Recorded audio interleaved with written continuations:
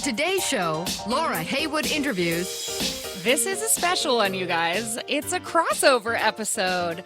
The interviewee is actually me, Laura Heywood. The interviewer is my good friend and coach, Beth Clayton.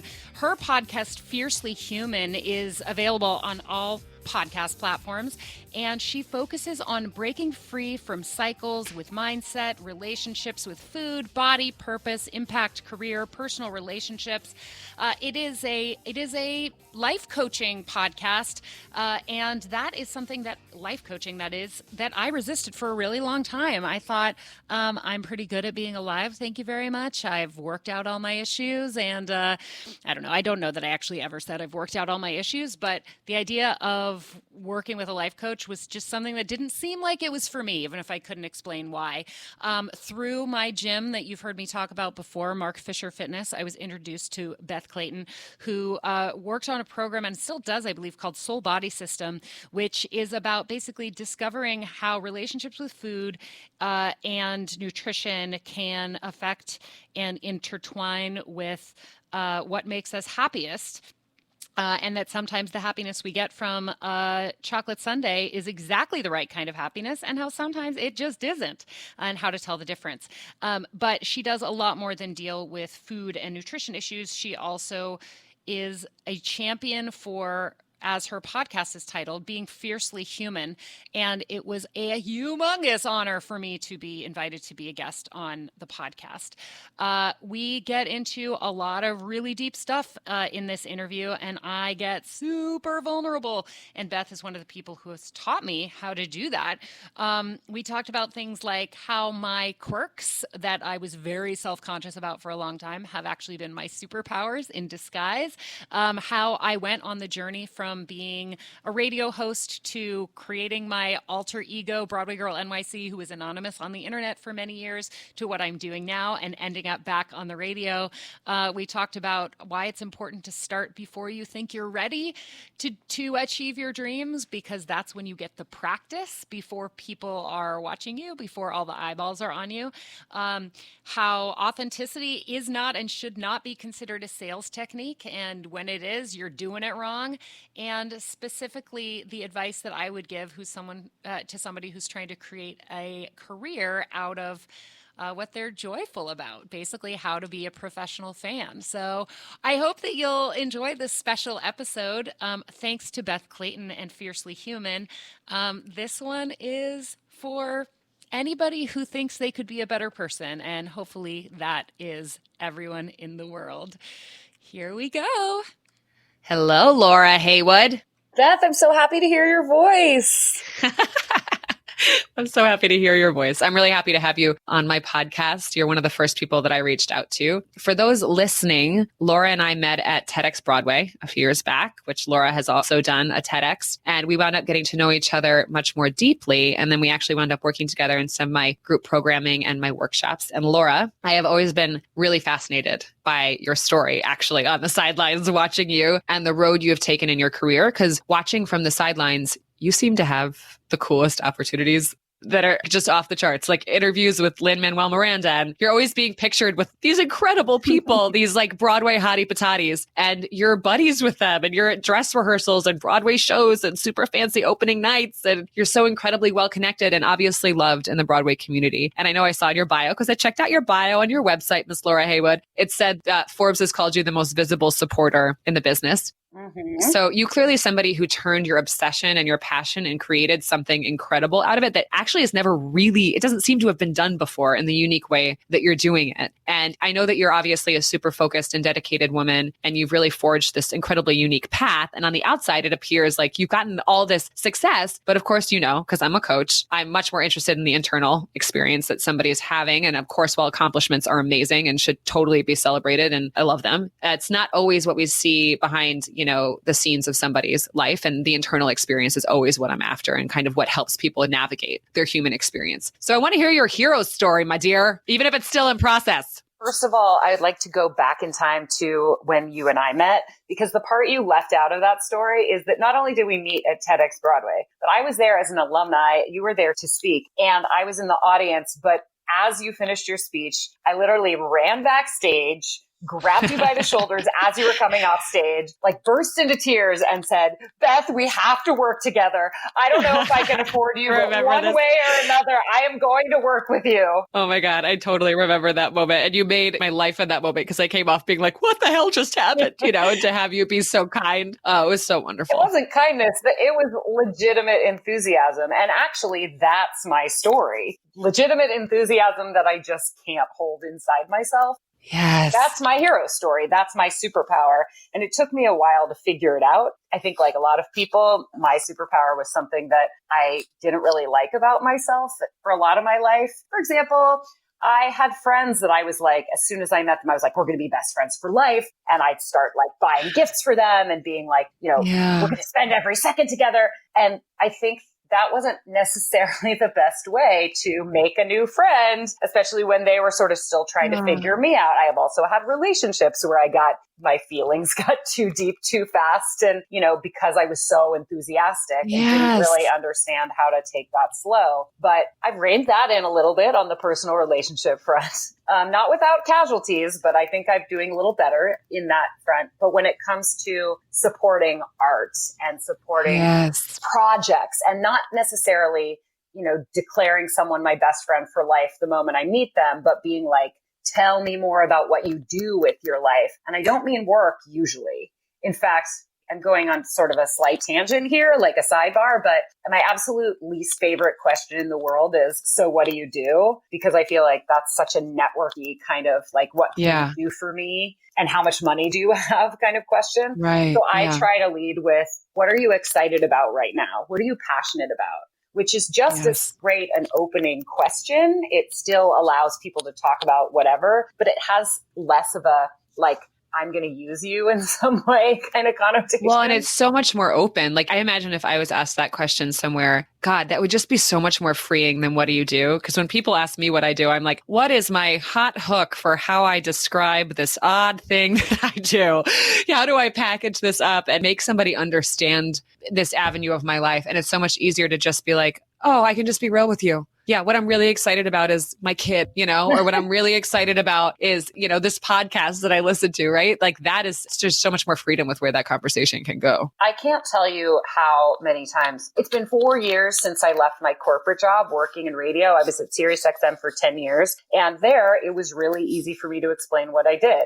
First, I was a radio host and a producer. And then I went into management, and my title, I had this fancy title, Director of Talent and Industry Relations, which is a fancy name for saying I was a celebrity talent booker. Even then, I hated answering the question, what do you do? Because then people would be like, you hang out with celebrities all day. That must be amazing. And I would either have to burst their bubble by being like, it's really stressful and sometimes they're not very nice. And, like anybody, some days I don't want to get up and go to work, or I would have to kind of hide my own vulnerability by being like, yeah, it's amazing. And of course, both of those things were true. It was amazing, but it was also really stressful and high stakes and all that stuff. But now I don't even know what answer to give when people say, what do you do? Because I'm like, I'm Broadway Girl. And they're like, well, what does that mean? What does that mean? Yeah. Am I a journalist? Sort of. But like, who do I write for? Well, it's mostly social media.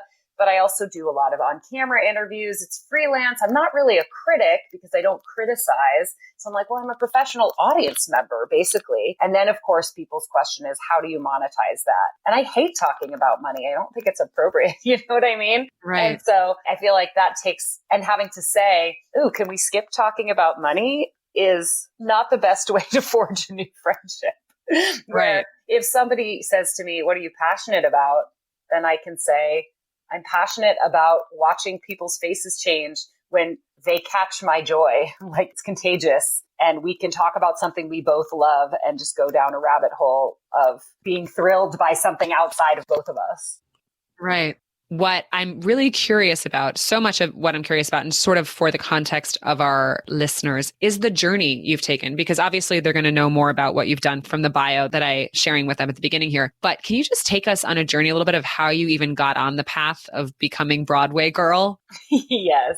Talk to me about this incredible journey you took. So the through line of my life is I basically try to avoid hard work at every opportunity. And that doesn't mean I didn't do hard work. It just means that I always preferred to play. And my play turned out to be the hard work I thought I was avoiding. So for example, when I was in college, I took classes that were easy for me to get good grades in because I didn't want to work hard on the learning. I knew I just wanted to get good grades. But meanwhile, I was spending like 30 hours a week at the campus radio station experimenting with how to make radio, not thinking I was working on radio. I thought it was just what I did as a hobby. I thought it was what I did for fun to avoid work. But then it turned out that by the time I was applying for jobs as a radio host, I had my 10,000 hours because I'd just been obsessed with it. So yeah, I think the key for me to being like on the path was not really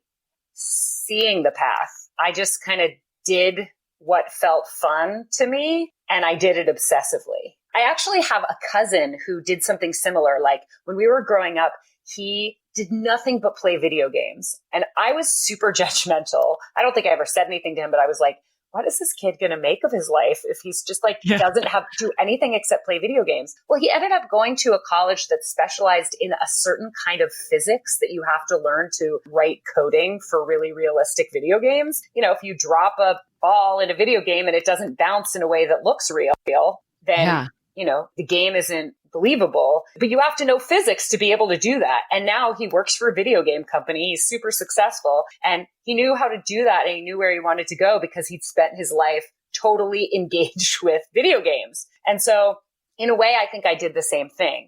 It wasn't always Broadway. And that's actually a big misconception about me is people think that Broadway has always been my thing, but it's really been kind of obsessive enthusiasm about whatever the thing was that's been the through line of my life. I mean, I could go through every obsession that I've had through the course of my life, but I think the most notable one was that I got hired shortly after I graduated from college to be a sidekick on a sports talk radio show in San Francisco. And I had grown up liking sports, but I wasn't really obsessed with them at all when I got that job. But once I had it, it was like I'd been assigned my enthusiasm. And I became obsessed, especially with the San Francisco Giants, because I was on the San Francisco Giants flagship radio station, which meant we had interviews with all the players. I had a press pass to go to the stadium. I ended up producing pre and post game shows that were actually broadcast from the ballpark and became friends with a lot of the players. And I really think if social media had existed then, I would have ended up being like Bay Area baseball girl, because I just, whenever there was an outlet, whether it was a radio studio, whether it was a social media account, or even if it was just me like starting a Babysitters Club fan club in elementary school, I wanted to share that enthusiasm for whatever the thing was. So it's easy for people to see the visibility of Broadway Girl and think that that's what defines me. All that is the timing of when social media, which is an unlimited broadcasting platform, no regional boundaries, you know? Yeah. It's just what I was obsessed with when that happened. Yeah. But what's so cool about your journey, number one, is I love that you said my superpower has always been. And, you know, I think we can obviously put ourselves in boxes, and that's not how I mean saying like who I am, right? But in a way that it's helpful to start to see the patterns of what's always brought us joy. And I think the same way about, you know, what always brought me joy as a kid was acting, and how that actually led to me doing what I do now in a really beautiful kind of fluid way where there was just a ton of synchronicity, right? So I had all these sort of invitations along the path of changing interests and obsessions and excitements that kind of carved out this path for me that I sometimes look back and go, how did I end up here? What pushed me in this place that I feel very fortunate to do what I do? And I know that you do as well. And so it's just cool to see how like there was just timing that came into play and interest shifting, but that there was this underlying quality that you always had and that kind of drove you of enthusiasm. And I also love that you noticed it was sometimes like the bane of your existence, and it was also sometimes a huge strong suit, but it's always been there. And I think that's always an interesting place to look, is who we were as kids, right? And what's the quality that we've always had? And what are the things that have kind of continuously brought us joy, and these ways of being that continually bring us joy? So I love that you state that as a superpower. What other superpowers do you think you got? Oh man, well, that's the big one. I mean, I did this whole I did about a year after I left my corporate job of kind of figuring out who I wanted to be. And I was able to spend pretty much 12 months digging into my purpose, which is definitely a privilege that not everybody has. And it helped that I had really actively been saving money. And I also had a few projects lined up before I left my job. But this was right around the time that you and I met. I discovered fitness and the ability to change myself through hard work. Yeah. I started meditating really religiously, although I don't like using that word in general because it is not, to me, it's a science thing, not a religion thing. When I say I meditate religiously, I really only mean I had a discipline about it. Sure. And part of that was writing a mission statement that could be summed up in one sentence. Who do I want to be in the world? What's my mission in life? And I realized through a year of working on it, writing at length and editing it down, I realized my purpose, my mission, and ultimately my superpower is spreading joy through contagious enthusiasm. So it's hard for me to say that I have more than one superpower because that feels like the condensing of all my superpowers into one brief, catch-all. It was interesting. I even had that written down as a question here of what connects everything you've done? What's the deeper purpose? You just nailed it. You just named it. And I do love that, for some people that might still totally be in process. And I think it's a really interesting thing to start to explore in our lives. It might take a while to arrive and understand why we think we're here and what connects everything we've done. But I remember speaking to Brian Patrick Murphy in another episode and him talking about how he has always been a teacher. That's always been who he is in the world and how he gives in the world. So that identity is so much more fluid than saying he is a personal trainer, right? Or he's an actor, or he's a this or that. And so that's what I love about your purpose too, or what you just said. I mean, that can be applied in infinite number of ways once you understand that there's just abundance in how you can actually start to be that in the world. And it's not just to your career. It can be how you enter the coffee shop, right? It can be how you engage with a friend. And so I just love that. I love that so much. Let's backtrack a little bit, I guess. Talk to us about, I watched your TEDx and how you kind of unveiled to the world Broadway Girl. So can you talk to us a little bit about that time in your life and how you kind of became her, essentially, fully? Sure. So I refer to Broadway Girl as my alter ego as opposed to my identity. And it's definitely an issue of language framing, but I'm working really hard right now on reminding people that I didn't become Broadway Girl. She just is like a slice of the pizza. Sure. And I'm the whole pizza, but I didn't do it on purpose. And I think that that's something that confuses people a little bit because what they want is a roadmap of how they can do something similar. And it's tough, right? I wish that I could say that I was smart enough or savvy enough to go, okay, well, there's this new thing called social media. And if I start writing tweets about Broadway, but I don't tell anybody who I am, then someday it's going to get really popular and I'm going to be able to quit my job and do it full time because I have this incredible strategy. It was so far from that. It really was like, I had a Facebook page. Facebook had status updates. That's where I would put I'm going to have chicken for dinner tonight, or it was great to see my friend Beth yesterday. And when Twitter came along, I didn't really see any need to be copying and pasting stuff from my Facebook status to a Twitter account. Yeah. Then I read a book that was based on an anonymous blog about the restaurant industry that had started off, I think, to be sort of like a behind the scenes, here's what we really think about your tipping and here's what happens when the health department comes. But it turned into sort of a storytelling mechanism about which bartender was having an affair with which server. But they never said which restaurant it was, just that it was in the greater New York area. And at the time I was going on a lot of business lunches and stuff. And every time I walked into a restaurant, I'd be like, is this it? Is this the place? And I thought it was so interesting that anonymity was used as a way to make something bigger instead of as a way to make something more individual. At the same time, I was living in Hell's Kitchen, right where Broadway is centered, and I kept running into people who work on Broadway. I have a really good memory for faces, so I could see somebody and be like, oh my gosh, 2 years ago, I saw them in the chorus of Spam-A-Lot or whatever. And, it's funny, I have this story that I've told so many times that I actually can't remember whether it's apocryphal or whether it actually happened. But so I can't tell you that this definitely is what made me create the Twitter account, but it's representative whether or not it's actually factual, that there were 3 actresses who had all played Elphaba having coffee together at a Starbucks in my neighborhood. And that I kept looking around like, is anybody else seeing this? And nobody around me cared. And I didn't have any friends who cared about Broadway because I'd moved to New York to work in sports talk and men's media. I was working at Maxim magazine at the time. And in a way, that's kind of the opposite of Broadway, that kind of locker room culture.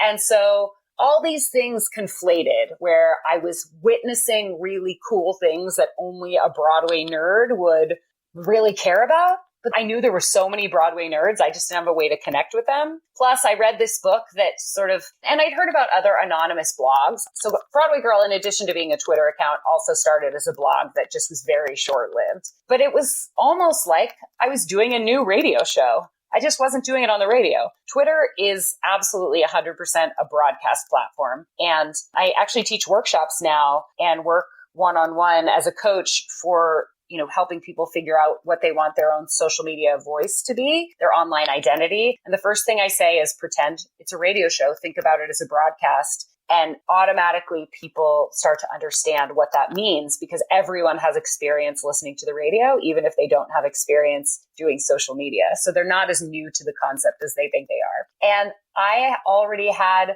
a decade plus of being on the radio and telling stories through brief moments of having my mic open. I knew how to be informational and funny and brief all at once. And so Twitter it was like a native language to me. And because of the timing, certainly I was a very early adopter, which meant that when people put the word Broadway into Twitter as a search term, I would almost always come up near the top. This was before any of the Broadway websites had Twitter accounts, and social media marketing wasn't even really a term. So that early adoption definitely helped. And it also gave me a lot of the same freedoms that being on college radio gave me, in that at the beginning, no one was listening. And that gave me the freedom to try and fail, to throw stuff at the wall to see what sticks with very limited risk. I think one of the biggest mistakes people make in creating social media accounts or blogs or podcasts is to want everyone to subscribe before they have any content, rather than letting the subscriptions or the followers or the friends, depending on what the platform is, to let those come organically and naturally as you get better. Doing a radio show for no listeners was one of the greatest gifts in my life. And starting a Twitter account with no followers was because there's no pressure. When there's no too. pressure, you allow yourself to evolve. But when there's pressure, that can actually be like the killer of our actually listening to ourselves and our self-expression, because there has to be some sort of result attached. And I think we approach life like that so much of the time, is there has to be a result or it's not worth it. When so much of the time, the things that just bring us joy or are ideas for us are worth it in themselves, regardless of what the result is, and our own kind of understanding of ourselves and moving through life and following our desires. So I love that. Totally. In fact, I had a really recent, incredibly recent reminder of this. I recently launched my own new radio show. My God. Interview. Congratulations. Thank you. I very specifically did not make it a Broadway Girl show because I want to show people the whole pizza, to refer to my earlier metaphor. I want people to see the whole me, and I have lots of passions about lots of things. I actually launched it on the 10-year anniversary of my very first Broadway Girl tweet as a little nod to celebration and expansion. And I thought that my very first guest was going to be someone who is a mega, mega, mega star. And I was like, this radio show is going to be the biggest thing I've done in a long time. And it's not going to start out with a whisper. It's going to start out with a bang, and it's going to put me on the map and all this other stuff. And this guest is really going to make a big difference. And then I found out that person wasn't available after all. As I braced myself for heartbreak, I realized what I was actually feeling was relief. Because if a world-renowned superstar was my very first guest and I blew that episode, that would be a very, very visible failure, and it would be hard for me to get people back on my side. But if I started with someone I knew better and was closer to and could be more relaxed and be more myself around, then I could ramp up in an organic, natural way, get myself comfortable, talk more about my own insecurities and how I haven't actually been on the radio in a traditional way in multiple years. And then the audience will come. I know that if I'm doing quality work, the audience will find me. And you know what? If they don't, I'm still doing quality work that I'm proud of. And it's the pride. That's what I'm actually going for. So, yeah, beautiful. I love that. I think that makes a lot of sense, is kind of letting yourself ramp up and letting yourself be not a novice, but like letting yourself learn how to walk again before we're trying to sprint, right? And put so much pressure on what something has to be. And that's how we evolve and how we get better. Absolutely. The moment you put pressure on it, then perfectionism is going to enter into the gate. And when perfectionism enters into the gate, it's really hard to be able to listen to our authenticity because we're so attached to the image. Never let the perfect portraying. Be the enemy of the good. Yes. Thank you, Mark Fisher. Didn't he say that? He said it, but I don't think he originated it. I don't think he originated it. Yeah, you're right. So there came a moment where you decided to kind of tell the world and own that you were this person, this alter ego, rather, that you had this alter ego. So what wound up happening in that situation and how did you unveil that? I still to this day can't believe that all the people that knew that I had this secret identity, that nobody spilled the news. Like everyone kept the secret because I had probably 100, 150 people that were in on it. And none of them, I don't want to say betrayed me, but like I thought, let's just say if anybody had ever hired a private investigator to figure out who was writing Broadway Girl NYC, it would have been so easy to find. All they would have had to do was like look up the internet service provider address of where I was writing from, or geotags on photos and stuff. It was a secret, but it wasn't like a national secret or anything.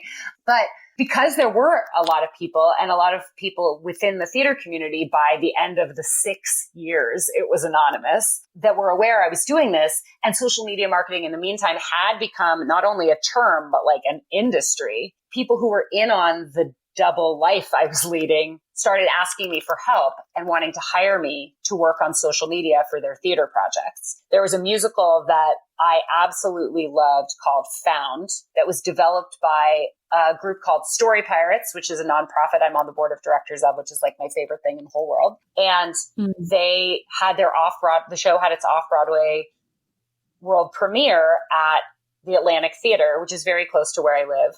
And they didn't have anybody running their Twitter account, but they had one. And they asked me if I would be interested in doing that because the Story Pirates team knew about my Broadway Girl, not just secret identity, but also the skills and my, I don't know whether I want to use the word talent or just come back to the word skill, but I knew how to interact with theater fans. So they asked me to do that. And this was while I still was secret and I still was working at SiriusXM.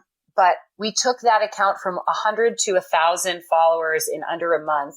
And the show only had a 6-week run. And at the end, the producer said, I wish we could hire you to do this for all of our shows, but you have a full-time job and, we have too much going on. I'm sure you don't want to quit your job. And, by then I'd been at Sirius for 9.5 years. It's a long time to be anywhere. Wow. And I was starting to think that maybe I was ready for a change. And so that was a real light bulb moment where I thought, you have to have work experience to get a job doing something. And I think normally people think that's a catch-22, right? If you can't get a job, if you don't have any experience, how do you get the experience? And I realized you get the experience by doing it for fun. So by then I was 6 years into social media marketing, even though I didn't know that's what I'd been doing the whole time. And that I actually did, if a resume, or I should say, if a job listing said, you must have 5 years experience in online marketing, that I could actually say I do have that, even though it wasn't my paying full-time job at the time. So I decided that it was time for me to move along, to say goodbye to Sirius and to pursue working in the theater, which never would have occurred to me when I created this Twitter account to just entertain myself 6 years prior. I also knew that if I told my larger community that I was quitting radio to work in social media, they would go, what are you talking about? You've never done that. You don't have any experience doing that. And you don't have any training doing that. Where did that idea? You're like, little do you know. So I knew that the only way that I would be able to get those jobs in social media consulting and marketing, which is what I thought I was going to do after that TED Talk, I knew that I had to reveal my identity. I didn't know how. But so it wasn't to necessarily make something out of that identity. It was to show that you were going to have real work. Yeah. You had real work experience to pursue something else. I wanted to be able to I created the most followed independent, non-performer Broadway Twitter account. Like Kristen Chenoweth had more followers than me. And I think, like Broadway World had more followers than me. But when it came to like an individual who was not actually a star on the stage, I had more followers than anybody. And that was going to be my resume. And so, but it had to go on Laura Heywood's resume. So I had to tell people somehow. I had to take credit for all that work I'd been doing anonymously. I mean, I talk to clients all the time about, the deeper work I'm tending to do a lot with clients is really trusting life and trusting the present moment and trusting what's happening as a teacher for you, for your alignment, even if you don't know how it's all going to work out and things aren't necessarily going to work out like you think they're going to work out, but you may still get those core desired feelings. In fact, if you keep listening to your heart and what you desire, you are always going to be on the path towards getting closer to the core desired feelings that you have, even if it doesn't look like you thought it was going to look. And so your example is so cool because that's what you did. Really, like you kept thinking it was this, but then it kind of like life did a switcheroo and was like, no, it's actually this. But what you did was great and usable. Yeah. Like that is just so cool. So what happened after that? How did that lead you to the present moment? I did, now? and I still do some social media consulting. I work a lot with actors who are either like at the student level trying to launch their careers, or very established performers who, let's say, maybe are like a generation ahead of me who aren't native speakers of social media and just feel like they don't get it and they need somebody to kind of break it down and teach them how to live an authentic online life while still having some privacy. And so I do a lot of one-on-ones with performers, and then I do a lot of classes at high schools, universities, and with like groups that will book me. But the vast majority of the work that I do is about me as a personality. And this is going back to our conversation about how it's very hard to explain what I do for a living. I think that the word influencer it has pretty douchey connotations, part of my language. Mm-hmm. I'm certainly not getting paid tens of thousands of dollars to like pose in a photo on Instagram. But I do have a certain amount of influence in the Broadway fan community because I'm one of them, And so I didn't know that when I did this TEDx Broadway talk where I said, hey, it's been me this whole time, surprise, especially to a room full of people who already knew Laura Heywood and also knew Broadway Girl. They just didn't know that we were two sides of the same coin.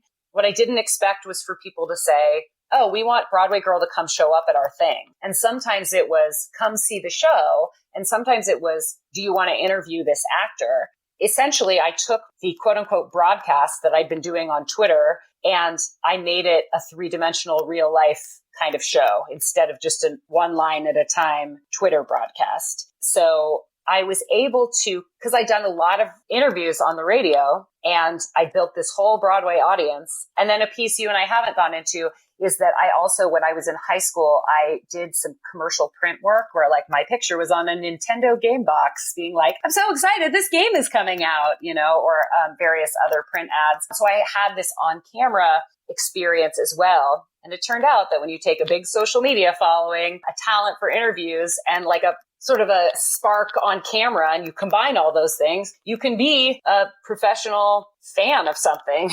Yeah. You can literally turn your professional fandom into what you do. Right. But you can't just sign up to be a professional fan. I get a lot of messages and tweets from people who say, like, I want to do what you do. How do I get there? And right. I always kind of have to throw up my hands and say, I only know how I got here. And you can't go back in time 10 years and become one of the first people to talk about Broadway on Twitter, because that's not the way time works. You also have to completely forge your own path, or trying to copy somebody else's path doesn't usually work anyway, because it takes the magic out of life and your own listening to yourself and what's happening on your own path and kind of trusting that that's the one you're meant to take. So it's great that they have the desire to do what you do, because that's pointing to something in them that wants a certain feeling, but you can't emulate somebody else's path to that feeling or you're going to miss out. There is a visual metaphor that I've had in my life for as long as I can remember.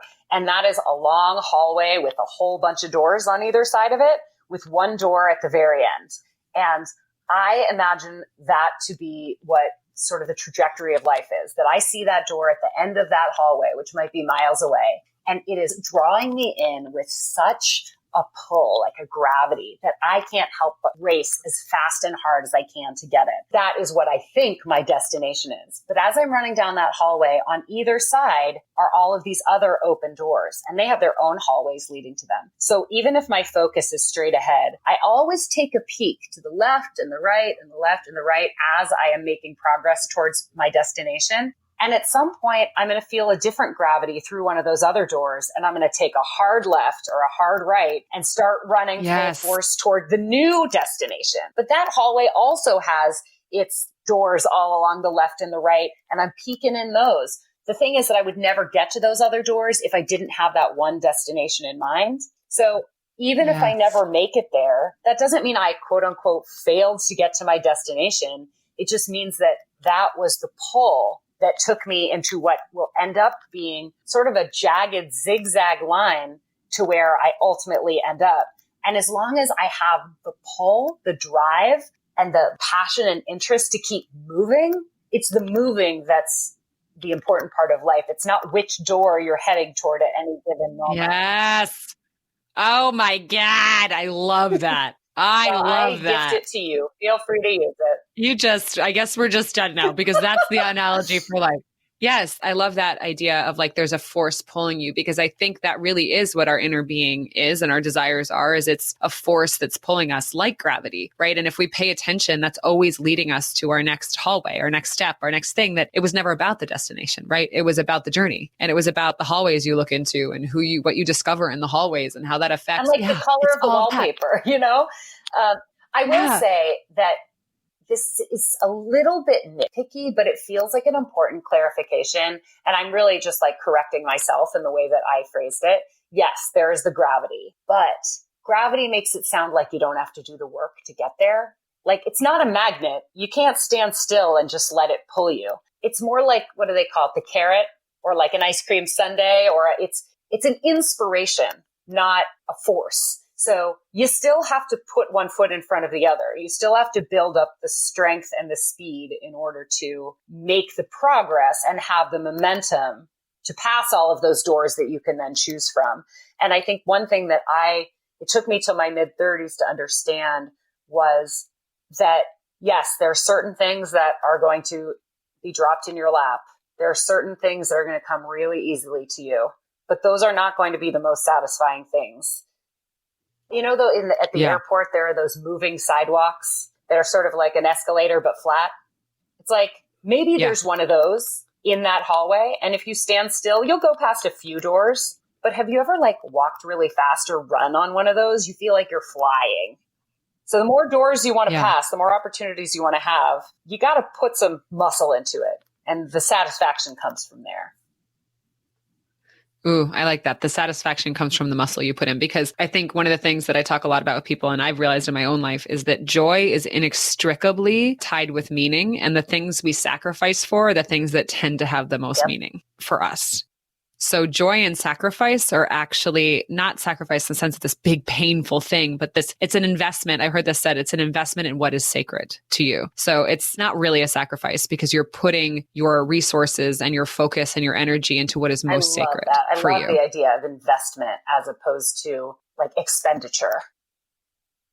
Yeah, but there's a difference between that and sprinting towards the door and never looking in the hallways because you're convinced only the door can bring you happiness, right? I think there is a difference between that too. God, I love this conversation. I love where this is going. I want to just switch gears for a second and kind of talk a little bit about maybe the obstacles that you encountered on the journeys, or the journey that you've been on, or, you know, some of the saboteurs that wind up coming. And I use that word a lot in my work, the saboteurs that have come up. So I guess let's start with that. Or what are some of the obstacles that you faced, moments that you had to kind of utilize big courage or resilience? I actually don't think this is changing gears that much. I think that part of it is that sometimes I just have to let myself stop and be carried along by that moving sidewalk, that I'm still making progress, even if I have to take a break.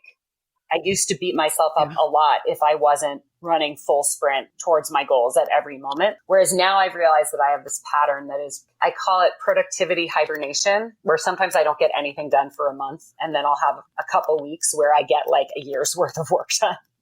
And I think it took me a long time to learn that that was just as important, those moments of rest or of quote unquote slacking off or laziness or whatever other negative words I would slap onto myself, that is part of my process. And no, I'm not going to be like that forever. And even if I can't see the end of it, I just have to trust. So I guess that's sort of a backwards way of answering your question, because I'm talking about having overcome that.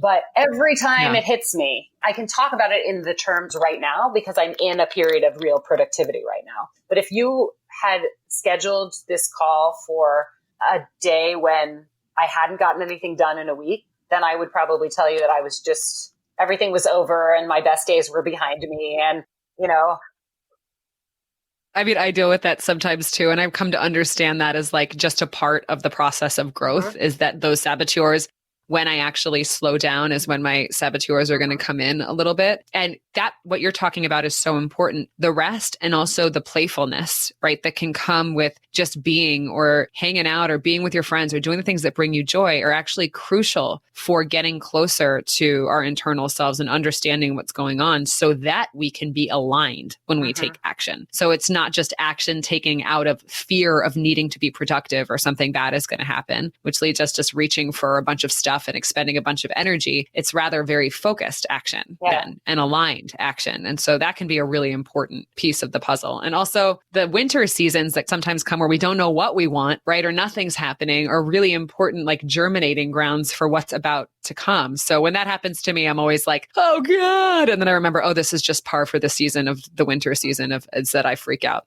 and my ego goes crazy. Because it's like, no, keep running, or you're going to be swallowed by the abyss of lack of success or whatever. I think that my other saboteur over the course of my life has been imposter syndrome. I spend so much time questioning the difference between who I truly am and how the world sees me. And I think that that was especially true when I was like riding the moving sidewalk as opposed to running on it. There were things that just kind of seemed to come easily to me, and I would convince people that I had worked hard for them, or people would be under the impression that they were hard things to get. And I'd be like, yeah, I'm awesome. But then I'd go home and go like, I didn't actually work very hard for that. That was luck. And I didn't earn this. And again, it took me till my mid-30s till I understood growth mindset, which, by the way, if people would need a book recommendation, Mindset by Carol Dweck is the closest I get to religion. It is like, it totally changed my life and made me see the importance of hard work. But I still, to this day, especially, I mean, like, I'll get real vulnerable here and I'll tell you, I have been on antidepressants since I was 15 years old. I was taken out of school for a while when I was in high school, not that long, but for a little bit, for suicidal thoughts. I still deal with days when I cannot physically get out of bed. There's a lot of biological sadness in me that has nothing to do with my circumstances and everything to do with my biology. And I am known as a person who is joyful all the time. And so when people are like, wow, you have the best life, or I'm getting tweets from people being like, thank goodness there are perpetual rays of sunshine in the world like you. It's great to hear that. But sometimes it just makes me want to hide under my bed because I feel like such a fraud. It's not fake. It's not a brand. It really is true when it's happening. But it's really hard for me to be authentic about the darkness. And I push really hard to show that side on social media too, especially for the teenagers who are going through what I went through when I was a teenager, you know, who look at my life and they go, well, there's no way that I could ever get there. Whereas I now look at it and think I would never have gotten here if I hadn't been forced to fight against that darkness so much. That doesn't mean it doesn't come along. And when it does, it's debilitating. Yeah. Well, I think in that way, you probably also are spreading joy, even though it's by being vulnerable into what's not joy, because that leads people to self-accept more. And it also leads them to know they're not alone, which helps them to accept the present moment more, right? So it's actually in that way, you are leading to more joy, because joy, the only place that joy can exist is within the present moment. So you're still doing it. In your vulnerability, you still are spreading joy. Oh, can I tell you about my other demon? I'm feeling very confessional right now. Yes, I do it. spend almost every minute of almost every day convinced that everyone in the world is secretly mad at me. I don't know why. Mm-hmm. I don't know where it came from. My therapist and I have had countless hours of discussion about it, but I am paranoid that every like twitch of someone's eyebrow or every second that goes by without getting a text back from somebody important, or, you know, it's such a funny paradox, because if everyone in the world was secretly mad at me, then that would mean that everyone in the world was spending all their energy thinking about me, which is a pretty like self-centered way of looking at the world. Like, I'm on everybody's mind. And yet it's also the least self-centered thing, because I think they're spending all that energy not liking me. When the truth is, if I'm on people's mind, it's probably usually positive, or it's momentary, or it's fixable, right? The fact is, I'm not the star of anybody else's movie. They're not spending their time thinking about me, probably. That's been helpful for me too, is the, oh wait, I'm not the star in somebody else's movie too, because, you know, I have those feelings a lot of the time too, of, I think a lot of people do, of, oh God, I did something wrong. I said something wrong. And the going back to something that happened 2 days previously, writing an email being like, I'm thinking about things I did 2 years ago. Yeah, I heard of that. Somebody said, I saw like something on Facebook or Instagram that was like, this is what anxiety is. This is, you know, like, which is like, I'm still thinking about that thing I said to you 2 years ago tonight at 9 p.m. as I'm falling asleep. Yeah. But so I can relate to that. And I think a lot of people can relate to that. But I think it's also important, and you seem to get this, that you know that it's not necessarily true and you don't have to interact with it, you know, those thoughts necessarily. I try to interact with it a little bit.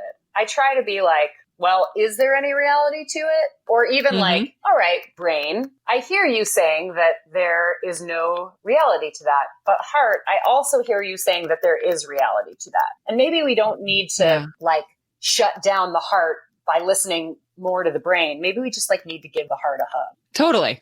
Absolutely. It's not about whether it's right. It's about what it feels. And, you know, like, you know, if I saw a child who was like, I don't have any friends, I could choose between saying, of course you have friends. You have this friend and that friend, so snap out of it. Or I could just take that child into my arms and hold her and let her cry. And I really think that even if I know she's got friends, it's going to serve her better if I just let her feel it and let her cry, instead of trying to convince her that she's wrong.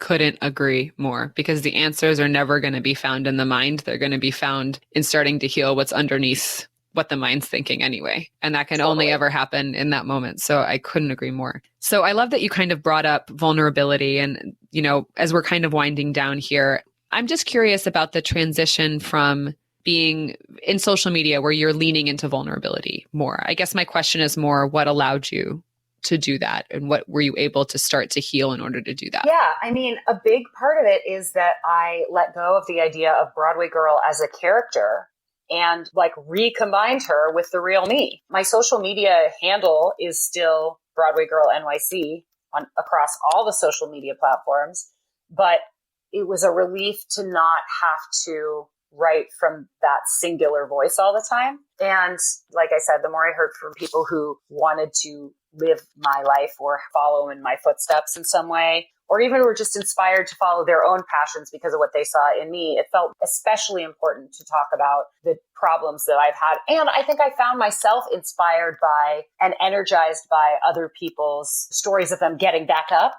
Yeah. I don't really have any interest in easy journeys. The people I'm the most inspired by are the ones that have overcome something. And I know you and I have this in common. I was very moved and affected by Brene Brown's work. Yeah.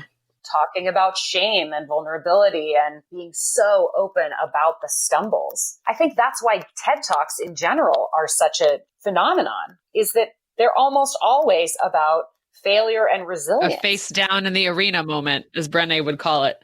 Totally. Yeah, exactly. Yeah. And so I don't know if that's specifically like personal healing, but it was definitely opening up my mind to the idea that I didn't have all the answers. It sounds so flip, right? Like, again, our brains know, of course, nobody has all the answers, but it took me a long time to really seek out advice and to not be like, yeah, well, I sort of already knew that, you know? Yeah. To just admit that there is a whole world full of knowledge that I don't have. And that doesn't make me inferior. That makes me a vessel for learning. Yes. Also, I've been in therapy for 25 years and like have appropriate medications, and that is legit healing. Yeah. But I don't know if this exactly answers your question, but it also feels significant in terms of understanding myself and my role. My whole life, I thought of myself as an extrovert because I'm highly social.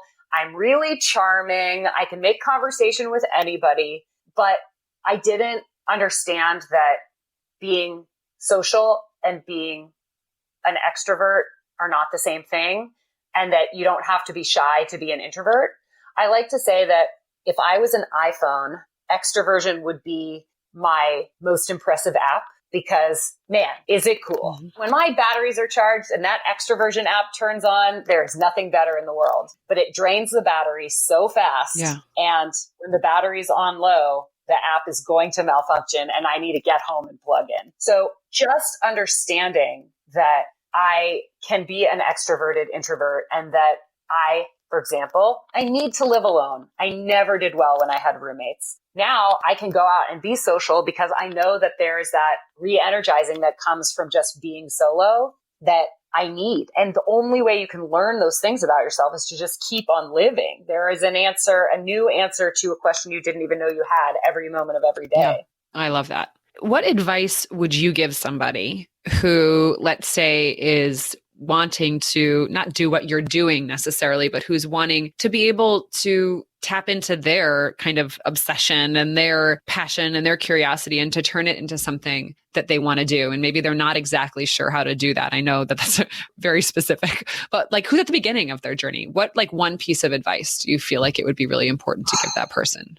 Can I give them two pieces of advice? Yes, you can give two. Okay. So the first is always be willing to take a zigzag journey. Don't think that you have to go straight from point A to point B. It might be the shortest distance, but it's not going to be the distance that makes you most prepared when you actually get to be in point B. For example, I thought the journey I was on was I wanted to be a full-time drive time radio host in San Francisco, which in addition to being my hometown is also the fourth biggest radio market in the world.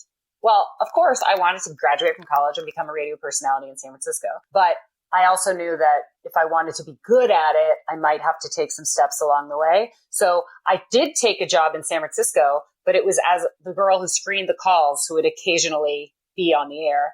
I also took a job as a host in a tiny market 2.5 hours outside of San Francisco. So I was gaining different skill sets that ultimately would come together to give me the skills I wanted to do the dream job. But the dream job probably shouldn't be your first job, because if it is, that's when imposter syndrome comes in. It's like, make a list of the 10 or 20 or however many characteristics that you can think of as the sub skills you need to do your dream job. And then go somewhere where you can get one or two of those. Check them off the list and then apply for the dream job when you are the clear candidate. So that's piece of advice number one. Okay. I'm trying to think what piece of advice number two was. Wait, how did you say, what kind of advice would I give to somebody who's at the beginning of this journey who wants to turn their passion? Oh, yeah. The other thing I would say is if it really is about a passion and kind of wanting to do the professional fan thing, I wish that I could remember the source of this advice because it seems so smart to me. I'm definitely not creating this piece of advice. I am parroting it. Start a blog about a certain subject. Write on that blog every day for 3 years. And by the end of the third year, you'll be an expert. Don't promote it. You can put it on your Facebook page or whatever, but it's the practice of doing the thing. Yes. Not the audience that finds you or the numbers that make you an expert. So, can you imagine if let's say your dream is to write for the New York Times about, country music. Well, start a blog about country music and just practice writing about it. And you might even want to password protect it so nobody can see it. But maybe you leave it open so that people might just randomly stumble upon it if they're searching for they're searching for reviews on the latest country music album. Those people, when they find you, will opt in because they want to, not because you begged them to because you went to high school together. And then 3 years in, you will be a better writer and you will have much more in-depth knowledge about that subject than you would have if you just sent the first thing you ever wrote cold to the New York Times. I mean, that's essentially what I did with Broadway Girl. I just wrote every day for 6 years and then realized not only was I an expert, but I was an expert people wanted to give money to for it. That's amazing. I had a similar thing with, I feel like I've learned, I blogged every week, not every day, but for the past 6 or 7 years. And that made me so much better as a coach, like for me to process it and write everything out. And it even wound up turning into programming at certain points. So it wound up turning into things that like I never would have thought it was going to. So yeah, you learn with every step. It's not just practice. Yeah. Absolutely. And you never know how it's going to actually feed into things, but it winds up doing it. So my last question to you before kind of checking in with where people can find you is, the name of the podcast is Fiercely Human. So what do you think it means to live fiercely or to be fiercely human? To me, I always come back around to the idea of authenticity. And drives me kind of crazy that it's become such a buzzword. Like, I can't tell you how many marketing meetings I've been in where people are talking about basically manufacturing authenticity, which is an oxymoron, and it makes me want to strangle people. It's like, who are you really? And the fierceness, I think, comes from stripping away the shoulds. Yeah. It comes from like getting proverbially naked. This is sort of adapted from something that I teach in my workshops, especially with teenagers. There is a major difference between brand and identity. And everyone I see, pretty much 99% of the people I know, are thinking about brand, which is what sells you, as opposed to identity, which is what you truly are at the core. Yes. And I think sometimes brand is like the candy shell on the outside of the identity. And I just want to like rinse all of that off and see who you are. And it doesn't even matter who that is, as long as it's true. And it's the truth that defines the fierceness. Oh, that was such a good answer, Laura Heywood. It's like pure, naked authenticity. I love that. I freaking love that. So where can people find you? If they want to like learn more about what you do and where you are, talk to me about like handles, websites, all that kind of jazz. So the absolute best place to find me is lauraheywoodmedia.com. And Heywood is Heywood. So lauraheywoodmedia.com. That's got all the things that I'm the most proud of, including over 100 hours of long form interviews with celebrities, both from Broadway and outside of Broadway. It also has all the information about how to subscribe to my brand new radio show, Laura Heywood Interviews. And it has links to all my social media. But if you're looking on basically any existing social media platform, at Broadway Girl NYC is still my social media handle. It's not my entire identity, but it is still how to find me and follow everything I'm doing on and beyond Broadway online. Perfect. Oh my God, it was such a blast having you here today, my dear. And I can't wait to share you with the world. My little world. I'm excited too. But can you please also come back to New York, because I miss your face. I will be back to New York very soon. We can grab a coffee. I would love to see you. Sounds great. Okay, love. You have a beautiful day. Thanks so much for joining us. Absolutely. Thank you, Beth Clayton, for having me on Fiercely Human. I'm Laura Heywood, and this has been Laura Heywood Interviews.